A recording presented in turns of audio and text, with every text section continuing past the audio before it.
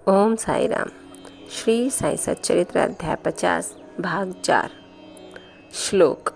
अध्याय 50 की कथाओं के आधार पर ही बाबा ने 2 श्लोक बताए हैं, उनका यहाँ वर्णन किया जाएगा।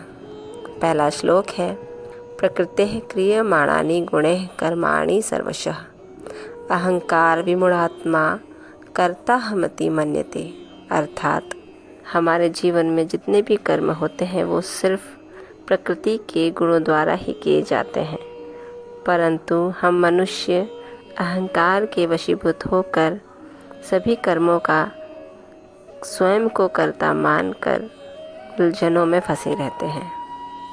तथा दूसरा श्लोक है, तस्मादसक्तः सततं कार्यं कर्म समाचरः असक्तो राचरन् कर्म परमाप्नोति पुरुषः।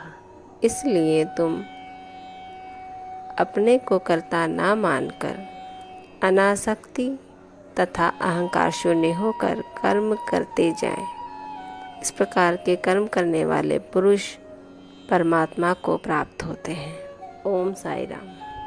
अर्थात भगवत गीता में श्री कृष्ण जी कहते हैं कि सभी कार्यों के पीछे केवल और केवल ईश्वर है। केवल हमें अपने को आसक्ति रहित होकर सत्कर्म करते रहना चाहिए। ईश्वर हमसे केवल सत्कर्मों की आशा रखते हैं।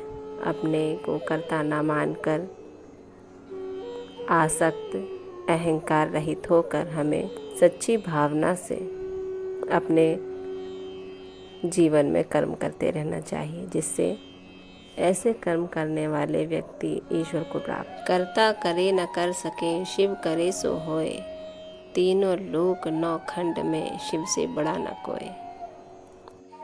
जिसमें बताया गया है कि ईश्वर से बड़ा कोई नहीं है, और जो करता है, जो हमारे जीवन में कर्म हो रहे हैं वो ईश्वर की आज्ञा से हो रहे हैं। हमें स्वयं को कर्ता नहीं मानना चाहिए।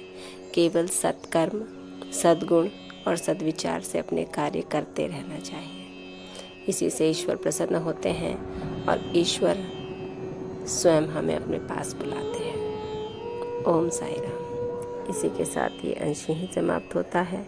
कल अगला अंश 5 में श्री बालाराम धुरंधर की कथा पर अध्ययन होगा। तब तक ओम साई राम।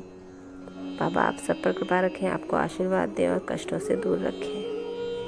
ओम साई राम।